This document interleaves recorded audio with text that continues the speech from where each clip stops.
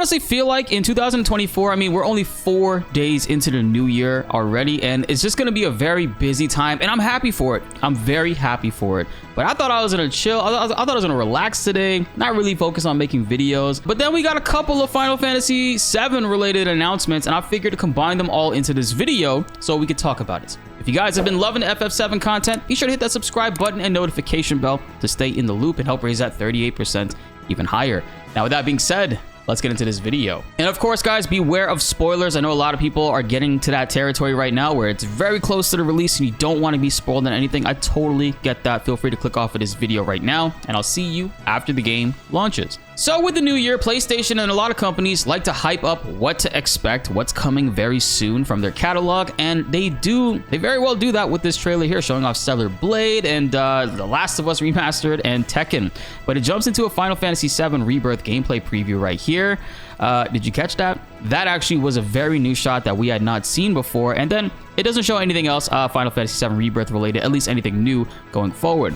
But we can go back actually and check this part out right here. I mean, granted, there's a lot to talk about in this 0.3 second shot of Cloud here. He's definitely got some, the Yin Yang twins are like flying around behind him. Them whispers, bro. The whispers are out and about. If you remember at the end of Final Fantasy VII Remake, Sephiroth seemingly absorbed everything before you fight him. It's very, very possible that when we weaken the Arbiters of Fate and the Whisper Harbinger and put them into a weakened state or defeated them, Sephiroth was able to absorb all that and a bunch of other matter within the live stream to, I guess, take control of them. It seems like they are making a return in Rebirth somehow, some way. This is the first footage other than the previous trailer at the very end where they're showing Aerith praying at the Lost City. There's you can see whispers flying in the back there, but over here in this portion you could totally see them. I'm gonna run this in slow motion. Oh, it hurts my eyes. You see the whispers flying around Cloud, and let's see. Okay, that's the furthest like out shot that we can get of this area. Now, just looking at it, looks like he's outdoors, right? It looks like he's outdoors somewhere. Maybe this is on the northern continent. I don't know who he's trying to strike right now. He's definitely going into a Sephiroth-ish pose. At first, I thought this was his Punisher stance, but, you know, Punisher stance is very reminiscent and a callback to Sephiroth's stance in battle. So it's very, very possible. I mean, we've seen Cloud do this in cutscenes as well, so this is nothing new. And this isn't the CG recap by any means. It's very much what Cloud looks like in-game and not what he looks like in the CG cutscenes, because they have a very different look. But you can see the whispers are flying around. It looks like he's outdoors. You can see like Mako pipes going above right here. It's most likely, I think it's nighttime. You see a little bit of light shining right here. It could be the moon. This could be a portion of the game at night. They're roaming around. This cutscene could very well be taking place in the open world or the world map area. Also, I do recall the devs saying specifically what's going to be very different early on, especially in Final Fantasy VII Rebirth, is in the world map you'll be seeing Sephiroth appear a lot more, like not just in towns or specific areas. You will be roaming around and this dude will be showing up and be probably causing fights, major cutscenes, and this definitely does look like the world map in itself. So I think Sephiroth will be appearing multiple times during our journey. A lot of places actually in the background or when they're roaming around, there's a lot of pipes constantly leading through rocks and cutting through terrain, and that very well could be the case for this specific spot. Where exactly this is, I have no idea. We'll have to see. And exactly who is he trying to hit right here? I want to hear from you guys in the comments below. What do you think about this? Where exactly do you think this is? Clearly, those are whispers. Since Sephiroth caused the party to defeat the whispers, which is the negative, obviously, Sephiroth couldn't make any changes because of the whispers, so he had the party defeat them, and then he absorbed them.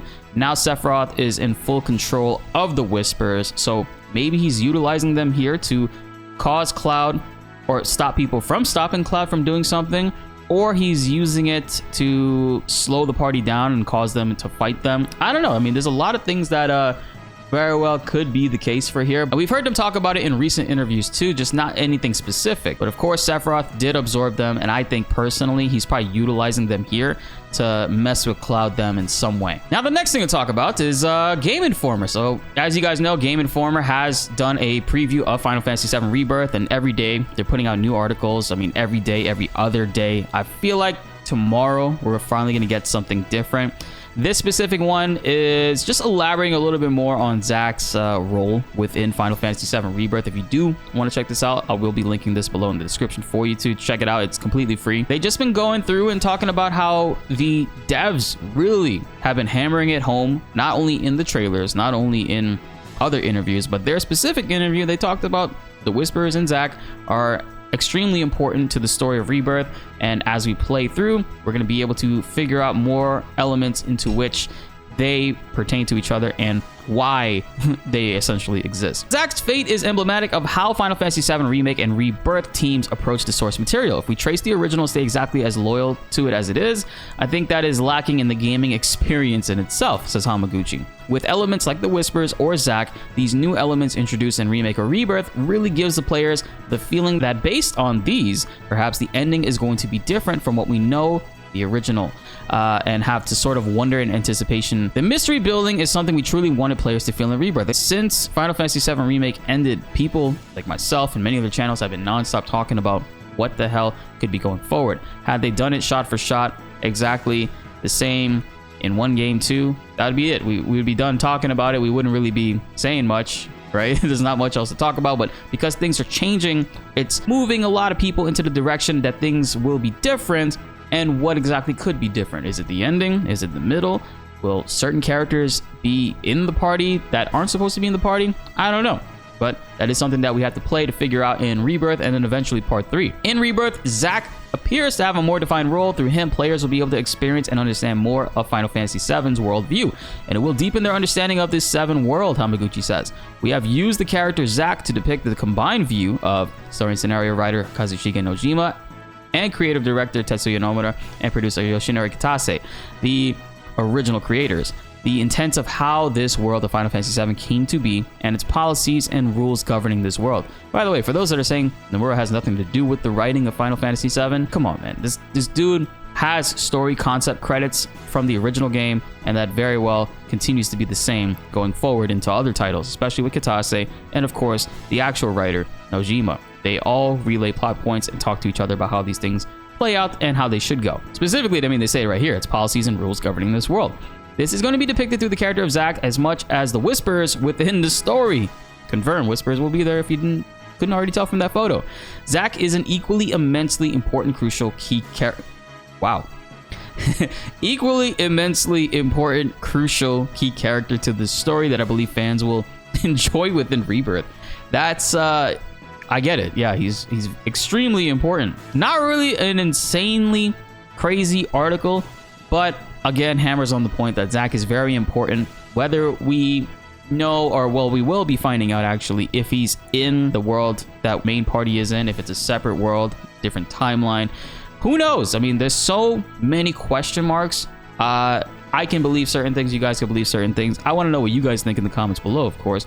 But we won't know until the game comes out and we get to see exactly what the hell is going on, because that for sure will be explained in this title. I mean, they're talking about it as much. Like in Zack's world, are the party out of action, except for Aerith and Cloud, who were actually technically knocked out, but they're with Zack while everybody else died. I don't know. I mean, what's Yuffie's fate in that timeline, right? And finally, I mean, this is really exciting. I've honestly been an Apex Legends fan since the game came out, and I've been playing it on and off. However, recently, I mean, within the last month or two, they made it so that cross progression is a thing. So you could actually play it on PC with your PlayStation account with all your skins that you've obtained over the years, all your information, all your data. How you see that right there? Like, okay, aside from all of the cool elements that are obviously Final Fantasy VII related right here, they actually have an RPG damage counter, very similar to like what they do in Borderlands. I really do like this. I hope it's not just pertaining to this game mode. I mean, look at that. You got some crit hits right there. Let's read what some of these do. Obviously, you got the skins right here. You got Wraith as Tifa, Crypto as Cloud, and Horizon as Aerith. I'm not gonna lie, I mean, the outfits look cool, but man, they didn't have to do the hairs like this. This looks kind of wild. So with Cactus, so the Cactuars, materia can drop. Purple materia will give you random crits and provide extra damage. Luck up. We got blue materia, which will it says it'll damage enemies and heal yourself with it. That's pretty fucking cool. That's also very frustrating if you're dealing with people with the wingman and they're just full healing, proccing off of headshots. With that, can you only equip one materia at a time? Doesn't say. And then what's this one? Oh, summon materia. So summon materia, you can summon a Nessie companion to attack the enemies. That's gonna be funny. I like how it has a little Buster Sword on it. The best skin out of all of these has to be the Valkyrie skin. And also you get a an heirloom weapon, the Buster Sword, which can be equipped by everybody. And Crypto gets one. I think that's unique to his character. Like, look at this look at the, I mean, not cross slash. Look at this Omni Slash it does right here. Honestly, I had a feeling they were gonna make Newcastle Barrett's skin. I mean, it fits so well, right? All the artwork, by the way, that they were showcasing is drawn by Nomura, which is pretty dope. So it even says it right here. Image illustration by Tetsuya Nomura on the bottom right. I really do like the way that this looks right here. Not a fan of how Aerith's hair looks in game. I feel like this would have looked better, but it could be just the angle itself. Wraith, I'm kind of disappointed that she's Tifa. I'm not really a Wraith player. I would have liked for Loba to honestly have gotten the Tifa skin. I think that would have been really cool. Dude, I think Valkyrie has the best skin though. It looks exactly like Yuffie, from the hair, the ninja star on the back. Oh my god, the outfit itself. They did a really good job with the Valkyrie skin. I think that one's great. The Moogles, it's all right. I mean, if I get it, yeah, I'll play Watson. I'm not really a Watson main though. I just picked up Valkyrie because I like how awesome this Yuffie skin is. Kind of sad that my main characters that I play didn't get any skins. Like, I would have liked for Loba, I would have liked for Bangalore, Gibraltar, Bloodhound. It would be cool if they got colors instead. Like, if they got color swaps, I think that would be a really good addition. I've been playing Apex a lot over the last few weeks with my friends, and man, it's just been a really cool time. And I know a lot of people are worried at the fact that like Apex is a battle royale and you don't want to like jump into that, but they actually have different game modes now too, which is pretty dope. They have a rotating map, of course, which is the main map. They have duos and trios, but in addition to that, they also have a gun game mode. They also have a TDM game mode, which a lot of people do jump on and play. It's pretty fun. And they also have a domination or control game mode, which is like big domination with like giant three giant points and stuff. So I think there's a lot to offer with Apex, especially now with the account syncing and cross progression and this Final Fantasy VII event, which I'm excited for. I want to hear what you guys think in the comments below. Will you be teaming up with your boy? Will we be playing this? I'd be hyped to play this with you guys, and I'm looking forward to it. I hope you guys are too. Sound off in the comments below. Be sure to like the video if you enjoyed and subscribe if you are new. More Final Fantasy updates are on the way and you don't want to miss them. My name is BltzZ, and thanks for watching.